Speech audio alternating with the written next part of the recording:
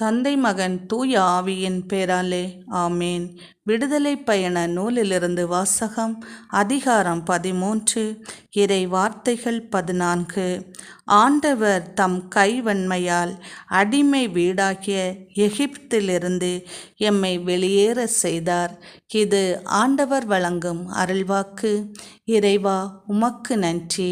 அடிமைத்தனத்திலிருந்து எம்மை மீட்டெடுக்கும் எம் அன்பின் பரலோக தகப்பனே, இந்த அதிகாலை நேரத்திற்காகவும் முன்குறிக்கப்பட்ட நாளுக்காகவும் உமக்கு கோடான கோடி ஸ்தோத்திரம் ஸ்தோத்திரம். ஏசப்பா ஏசப்பா, கடந்த இரவு நேரத்தில் எங்களுக்கு தெரியாமல் நாங்கள் செய்த பாவங்களுக்காக மனம் வருந்தி மன்னிப்பு கேட்கிறோம். நீரும் எங்களுடைய பாவங்களையும் குற்றம் குறைகளையும் மீறுதல்களையும் மன்னித்து எம்மை உம்முடைய கரங்களில் வைத்து உம்முடைய இரத்தத்தால் கழுவி எம்மை மீட்டெடுக்கிற கிருபைகளுக்காக உமக்கு கோடான கோடி நன்றிகள் ஏசப்பா. நன்றி. தேவாதி தேவனே, விண்ணிலும் மண்ணிலும் பெரியவரே ஏசப்பா, நாங்கள் என்னென்ன அடிமைத்தனங்களில் மற்றவர்களால் பிணைக்கப்பட்டிருக்கின்றோமோ அவற்றிலிருந்து எம்மை மீட்டெடுத்து அடிமைத்தனத்திலிருந்து முழுவதுமாக நாங்கள் விடுதலையை பெற்று உம்முடைய கரங்களில் தவள கிருபை புரியும்.